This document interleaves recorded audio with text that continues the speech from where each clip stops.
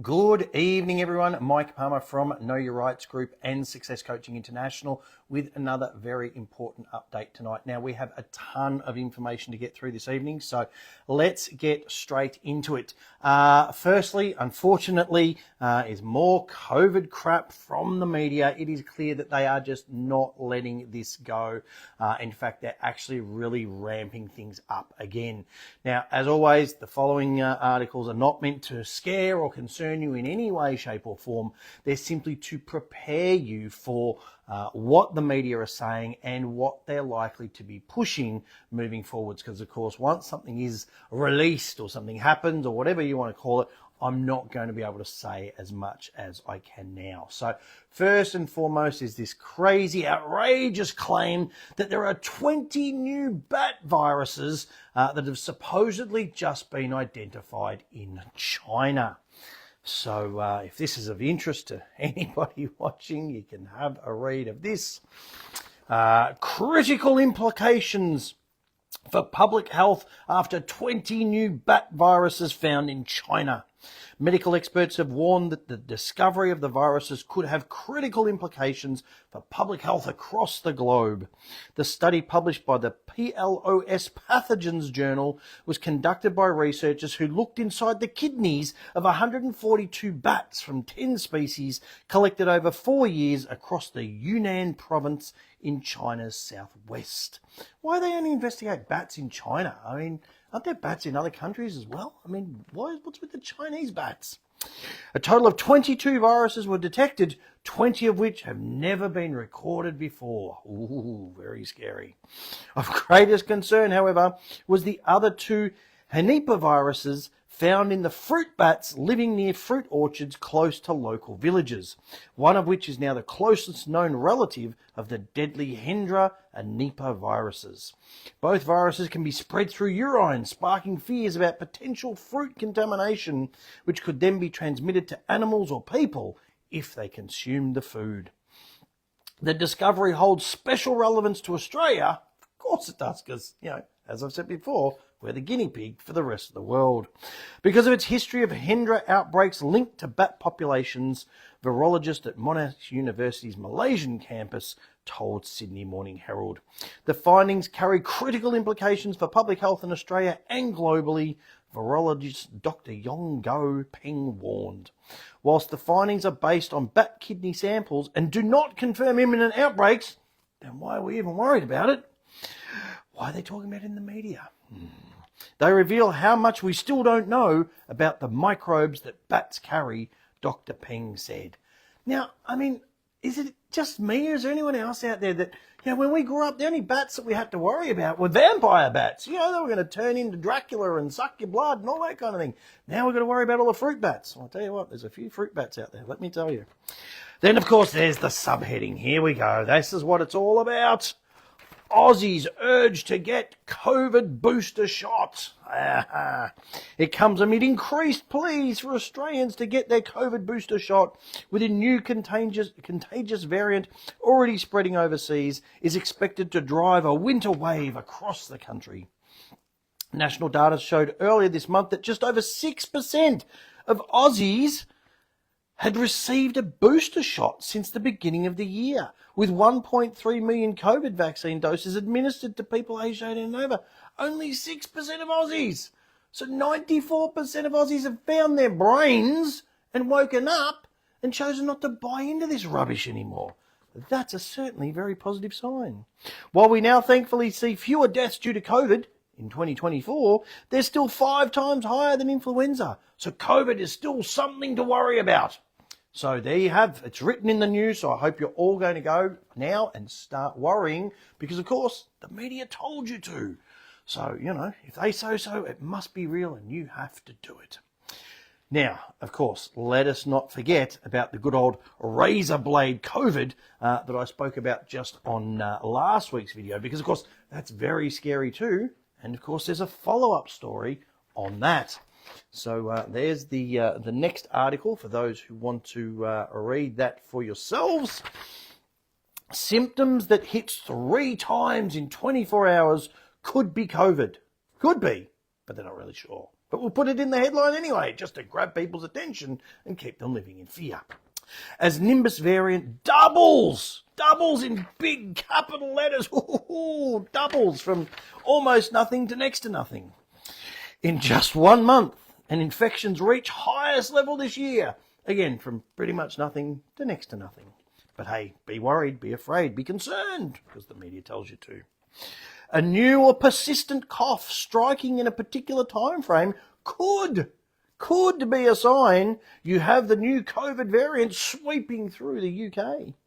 It comes as experts fear a hyper-virulent new strain of the virus dubbed Nimbus could drive a wave of cases this summer.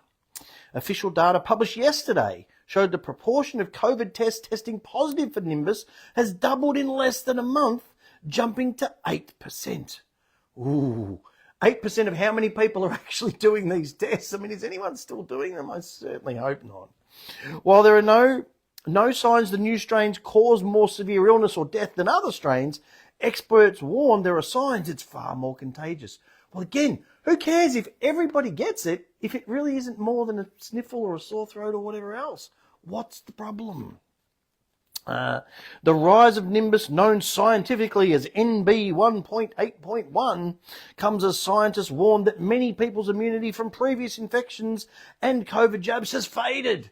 So they told us, go get your jabs and they'll protect you. But now, of course, they're saying, oh, no, that's not enough. You've got to keep getting jabs because it fades. Then it wasn't that effective in the first place if it's just going to fade, was it? Symptoms of Nimbus are thought to be very similar to previous COVID variants. Runny nose, that kind of thing, tickle in the throat, not much. While the new Nimbus variant is thought to have similar symptoms to other strains, a doctor recently warned it can cause razor blade sore throat. This can feel like a sharp stabbing pain while swallowing, often in the back of the throat, said Dr. Naveed, as if's about right.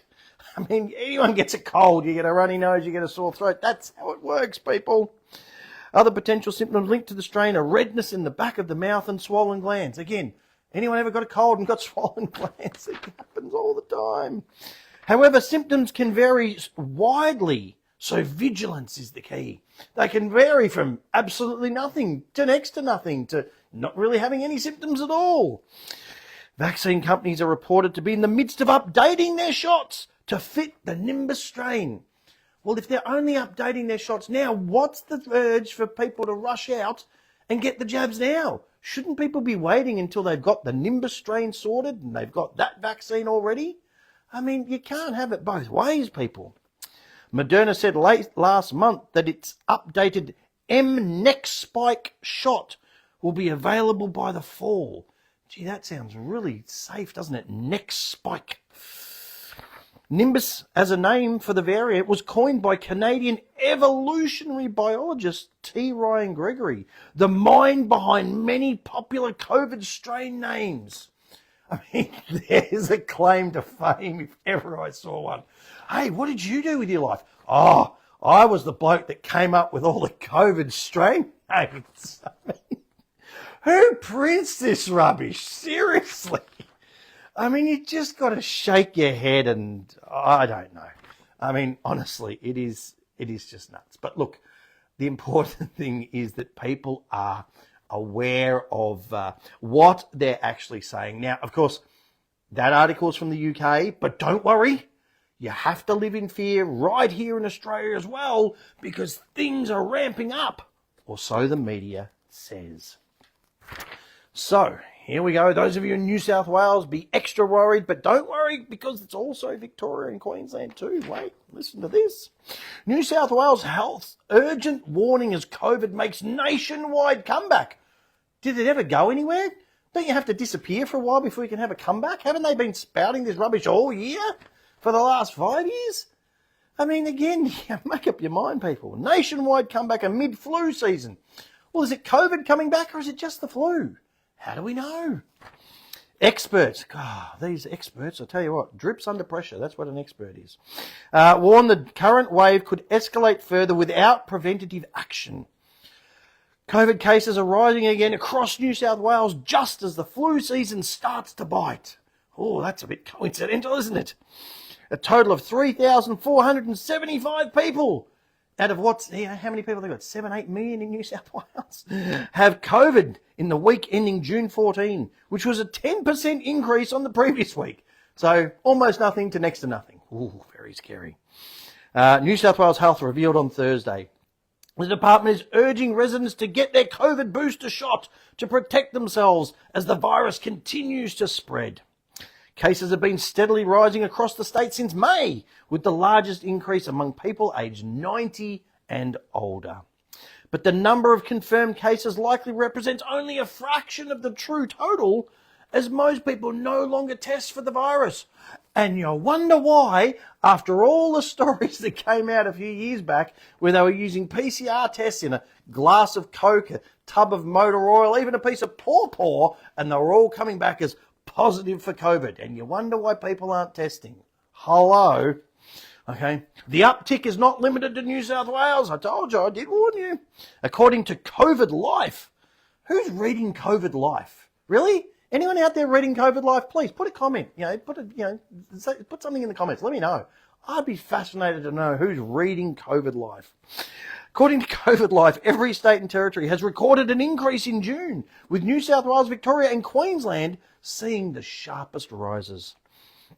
Health Protection New South Wales Executive Director Dr. Jeremy McAnulty warned COVID is circulating at moderate levels and could escalate further, especially if people let their guard down. Now, for those of you who don't know, okay, I used to be a martial arts instructor for many, many years. It was a long time ago. So I'm going to show you, okay? You've got to have one hand up here and then keep another hand around here, and that's how you keep your guard up. Now, I'm not really sure how that's going to help against COVID, but just, hey, sharing this helpful information, doing my best for everybody out there. That's what the media tells us to do. Keep our guard up. While most people have already received their primary course of COVID vaccinations, we're urging people, especially those aged 65 and over, to get a booster to protect themselves. But they just said in the last article the booster hasn't been set for this new Nimbus strain yet. So what are they boosting you with? All COVID-19 vaccinations remain free for everyone in Australia, including those without a Medicare card. Wow. I mean, it's free. You should rush out and get it straight away because it's free. I mean, what could possibly go wrong? Please, people, be aware of this agenda that they are pushing. They are pushing and pushing and pushing like crazy. And look, absolutely, by all means, keep your guard up. Not in the way they're talking about, but why not go out and get a little bit of extra sunshine? Eat a little bit healthier over the next few months, when winter really hits.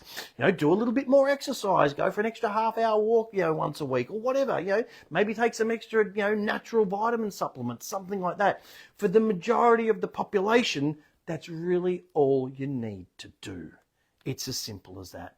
Now, I've also spoken a number of times about the impact that RFK Jr.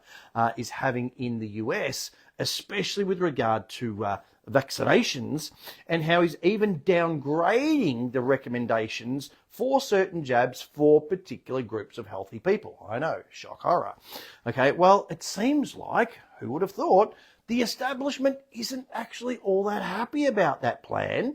And as the next article I'm going to cover goes through, they're actually planning to vaccinate all Americans. Now, this is certainly very concerning. So if you know anyone in the US or you're going to travel to the US or anything like that, make sure you have a look at this. The plan to vaccinate all Americans despite RFK Jr. The effort comes as the Trump administration has replaced members of the key federal vaccine advisory panel. We covered that on our last update. Professional medical societies, pharmacists, state health officials, and vaccine manufacturers, watch them, as well as a new advocacy group, are mobilising behind the scenes to preserve access for vaccines as Health Secretary Robert F. Kennedy Jr. works to upend the nation's decades-old vaccine system, according to public health experts. The groups are discussing ordering vaccines directly from manufacturers and giving greater weight to vaccine recommendations from medical associations. They're asking insurance companies to continue covering shots based on professional societies' guidance instead of the federal governments. Isn't that interesting? Do what the government says. Always listen to the government. The government loves you and cares about you. Oh, well, now they're not filling our pockets anymore. So don't listen to the government anymore. Do what we as the medical association say. Funny how that works. According to more than a dozen people familiar with the conversations, including some who spoke on the condition of anonymity, to share private discussions. The moves come as Kennedy has replaced members of the key federal vaccine advisory panel to the Centers for Disease Control and Prevention that decides which vaccines are recommended for whom and whether they'll be covered by insurance. Kennedy fired the 17-member committee earlier this month and handpicked 8 new members, several of whom are vaccine critics. But the extraordinary effort to create parallel systems of recommending, okay, keep that in mind, we'll come back to that, parallel systems of recommending and perhaps even providing vaccines faces major challenges, and some of the more ambitious goals have yet to be ironed out. Their efforts to create a non-governmental vaccine system mark a significant escalation in strategy, reflecting the high degree of alarm within the mainstream medical and public health community about continued access to immunisations that have long been recommended by federal health officials. If the panel departs from the long-standing recommendations, we will need to look elsewhere for reliable information guided by the best available evidence to guide the use of vaccines. So, i.e., we don't like the information that the government's now pushing out, so we're going to come up with our own. And then, of course, there's the very worrying subtitle here, The Quest to Vaccinate America. The Vaccine Integrity Project, really? A recent initiative based at the University of Minnesota is leading many of the discussions to explore alternatives with vaccine manufacturers, health insurers, and medical associations, and so on it goes. But look, that is a really worrying article, but it's also a very, very important article. It was actually published by the Washington Post, and I do urge people to go out and read the entire thing so that you can understand what they're saying, because it does highlight one very, very important key point. And that is, if the powers that be, the ones that are really pulling the strings behind the scenes, like, as I said before, the actual vaccine companies, if they're getting what they want, then they're all happy. But if they don't, then all of a sudden they just go off on their own path and they try and create this parallel system that aligns more with their agenda. Now, some of you might be hearing this and going, Mike, that sounds a little bit familiar. For example, while those in charge were being supported by the Commonwealth Constitution after Australia federated, they of course all went along with it. But when some people started pointing out some discrepancies between what the Commonwealth Constitution said and what they were doing, they then tried to create their own parallel system under this colour of law. And they started creating entities like the King and Queen of Australia because that was convenient to their agenda, passing legislation like the Australia Act without ever actually having a referendum, but telling the UK that they did, and essentially just doing whatever the hell they wanted because it suited their agenda.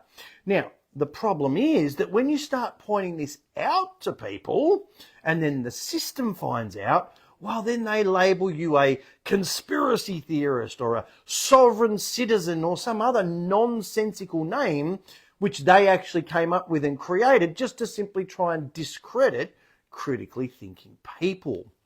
Now, some of our longer-term members from South Australia sent me through an interview from the ABC. Now, that in and of itself should tell you everything you need to know about it, but it was under the subject of pseudo-law in the courts. Now, you can go and look that video up online, but I will save you the half hour of your life that you'll never get back. And I'll just summarise some of the comments that I made to one of the people that sent it through. But that's the little, that's the article. It's an online thing. You can sit there and listen to it. It was on Law Radio or something. And so this was my response. Wow, where do you begin with all the holes? The first cutaway to the footballer's comments, and he stuffs it up from the outset when he says, I am a citizen. Boom, gone, right there. He repeats it at the 6-minute 30 mark. Then the first interviewer comes on and gives his thoughts on pseudo law, which is almost an exact account of the colour of law, which is what we're all being forced to operate under. Now, again, if anyone out there is watching this and might be new to this sort of concept, go and look up, just go and Google it or whatever you preferred online search engine. Just go and look up colour of law. Looks like law, sounds like law, resembles law, but isn't really true law. Okay, here's the kicker. All of that happened in the first 1 minute of this interview. They then go on at about the 8-minute mark. They mention that there's actually, no such thing as sovereign citizens. So they actually got something right. But then, of course, they get into all of the blatant lies. No one ever wins with these arguments. Okay, people, these groups lie on their websites. Well, for those of you who are long-term viewers of our videos will know that we give our own personal accounts of success. We read out testimonials from our other members on an almost weekly basis on these videos. People provide us letters of withdrawal. People provide us court orders, everything there. Yet they keep spouting, oh, no, none of this stuff actually works in the court. No one's ever won with these arguments. Yeah, right. Okay. And then this is the kicker. They then go on, it's around the 19-minute mark, and they talk about how these sovereign citizens or pseudo law practitioners are intimidating the courts. Hang on a minute. Isn't it the police and the magistrates and judges that intimidate the people in the courts every single day? And at least they do go on to recognise and acknowledge that, oh yeah, that might be the case at around the 25-minute mark. So look, at the end of the day, it is really great. They acknowledge the serious impact that people who are thinking and pushing back and fighting back and learning the truth are having. And it's apparently been causing quite some concern within the South Australian court system. So long may it continue, and may many people in other states get on board as well, as long as they get on board with the right information, running the right arguments, and they too will have success, and they too will help keep filling the courts up. And then they'll quickly learn that maybe we should stop fining people for doing 5Ks over some arbitrarily set limit and all the rest of the rubbish, which all the courts are full of nowadays anyway. Now, don't get me wrong, of course, like in any industry, there are some, unscrupulous people out there. They are spreading information that simply doesn't work. And as I've said many times on these videos before, as much of what we do as part of the Know Your Rights group is teach people about what doesn't work, as much as we do teach people about, their rights and what really does work. So there are people out there that, that are charging a small fortune for some of this. Obviously, again, as any long-term followers know, we provide a ton of completely free information, these video updates, our radio shows, on our website, all that sort of stuff.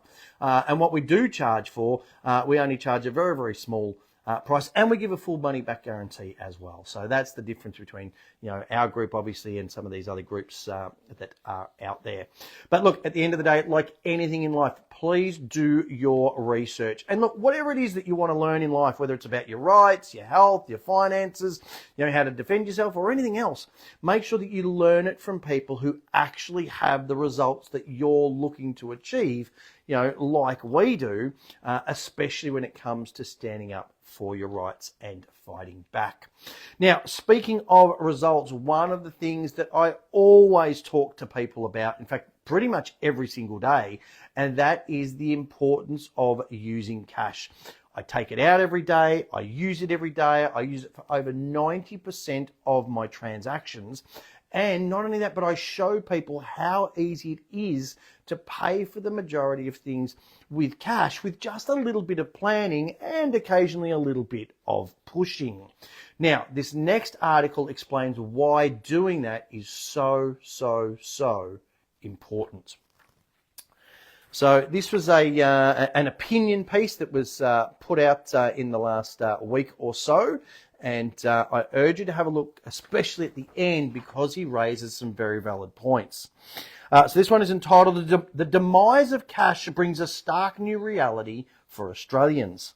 You might be trying to fight it, but the days of being able to use cash are fast running out, and we should all be concerned about what's next. Cash is king, so the saying goes. These days, it's more like Prince Harry, exiled and mostly forgotten about, except for the odd bit of novelty entertainment. Now, this author then goes on and gives his account of using cash for gambling, which I'm not going to go into. He then comes back and says, then COVID came along and the sneeze police said you couldn't go to the pub or you'd be put in the city watch house, so I was forced to punt online instead, and I've been doing it ever since. Now, on a Friday afternoon, I sometimes take myself to the pub and with some cash for the novelty of having a bet the old-fashioned way. All of this is to say that you don't realise just how quickly habits form and how fast that has driven cash into obscurity. You may say you don't care because it's easier to use your credit or debit card. And that's fine so long as you still have the freedom to use cash. But just wait till that doesn't exist anymore. This masthead's Ella McIlveen recently wrote of how supermarkets are slowly squeezing out cash by reducing the number of self-service terminals that will actually take it. Many of the Coles and Woolworths outlets she visited had just 2 terminals accepting cash. One, a Coles shop, had none at all. The only way you could use cash was to go to a manned checkout, except, of course, none of them were actually manned. This is not for the convenience of the consumer. It is a deliberate ploy by corporate Australia and the federal government to reduce the use of cash so they can eventually scrap it altogether. It's a bit like banks keep justifying the closure of ATMs and branches by saying that fewer people are using cash without acknowledging that one of the main reasons fewer people are using cash is because they've taken away all the places from which you can get it. It's a self-fulfilling prophecy that ultimately leads to the abolition of the one form of money over which you have complete control, which of course is exactly what they want. The most valuable resources on the planet today are not dug out of the ground, it's dug out of your life. You see, data is worth more than gold or any diamond, and digital transactions paint a picture of who you are and what you do. Your bank actually probably knows you better than you know yourself. And once you get rid of cash, the government can introduce a central bank digital currency. This is the CBDCs that we've spoken about before. CBDCs would be issued by the federal government or Reserve Bank, but because it exists digitally and not physically, it can potentially give the issuer control at all times. The controller of a CBDC could theoretically add or deduct money from your account at any time for any reason. It could give the controller, the government, the power to dictate how that money can or cannot be spent. And we've given the example before of if the ATO got in charge, they could just go, well, we believe you owe this much tax, so we're going to take it out, and you have to fight us to get it back if you think we're wrong. And it could give the government complete oversight over how and where you spend your money, thus creating a surveillance state on a mass scale. You may figure that's unlikely to be a problem, but imagine that power in the wrong hands. Who's the wrong hands? Elbow for one. Governments don't always act in your best interest. Well, there's the understatement of the year. Cash is a freedom we cannot allow to slip away in the name of convenience. And I say that no truer words have been spoken this year. So I urge you, please go and look that article up and read it for yourself. And just take a moment to really let that all sink in. Just think about how significantly your life would be impacted if A, cash was simply no longer accepted in the majority of places, and B, if the government had full control over a centralised CBDC and started controlling how, when and where you spent your money. Now, if that concerns you, and it should concern every single person watching this video, then I urge you to please make sure that you sign Jason Bryce's petition. That is the one to legislate a formal cash and banking guarantee in this country, and let's force these businesses to keep accepting cash.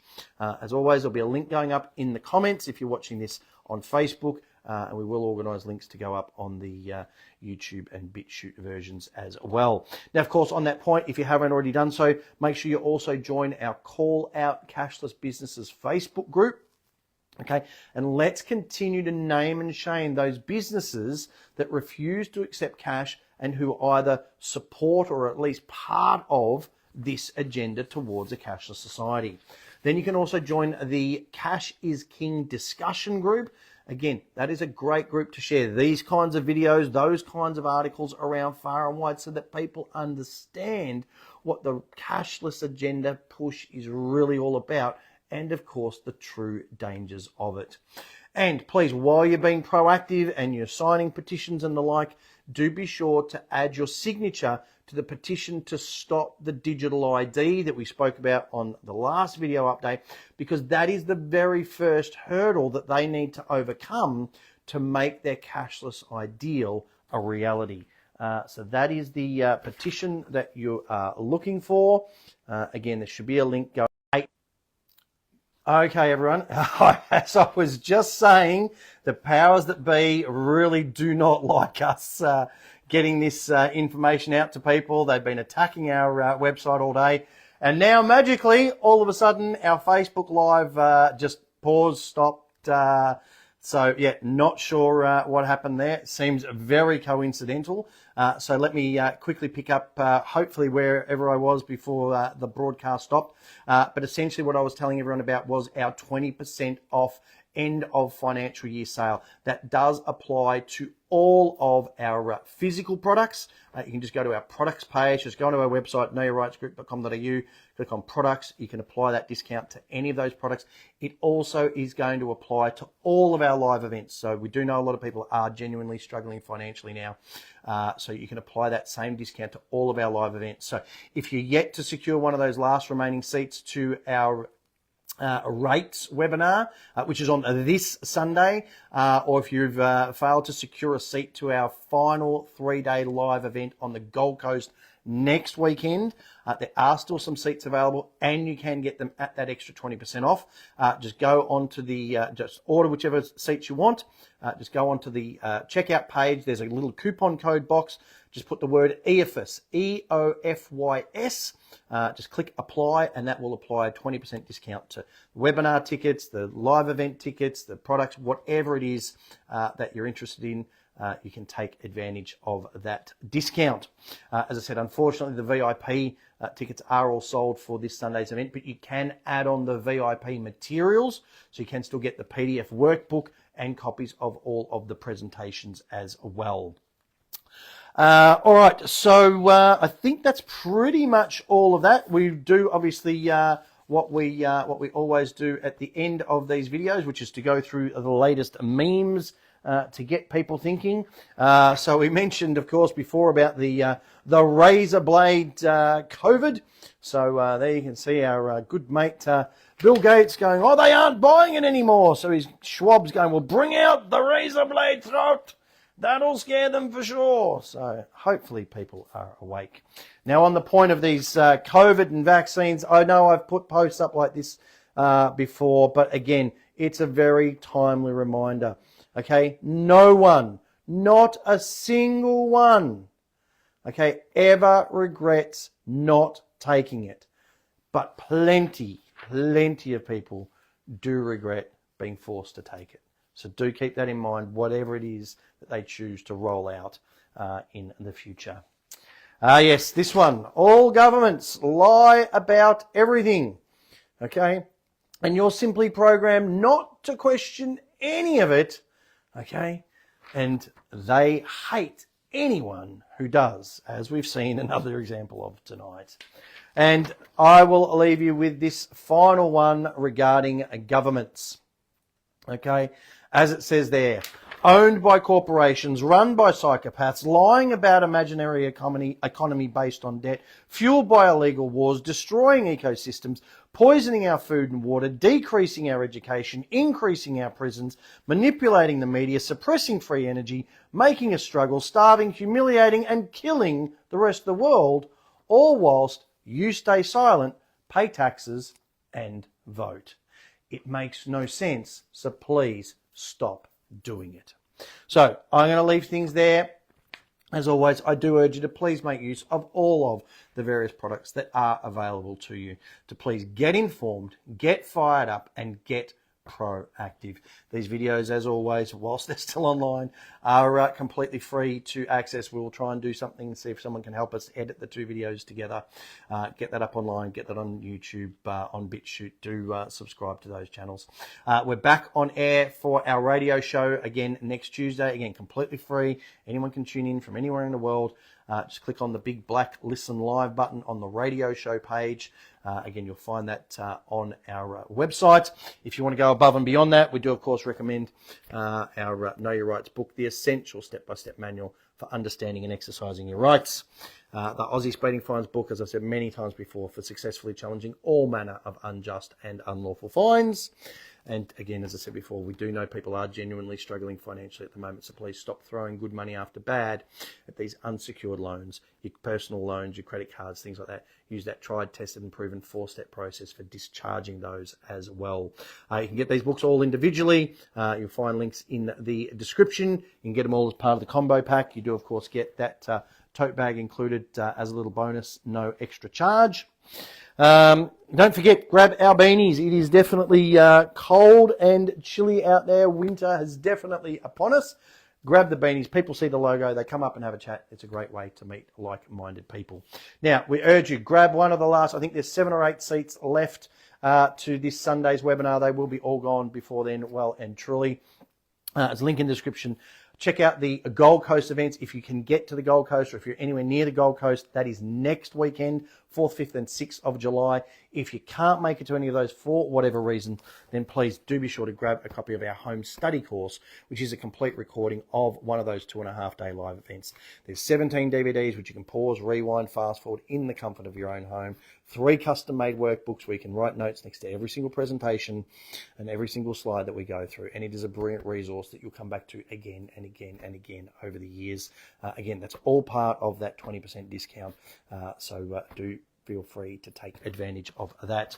So I'll leave things there. I hope you all have a fantastic weekend, and I look forward to seeing many of you online on our rates webinar on Sunday.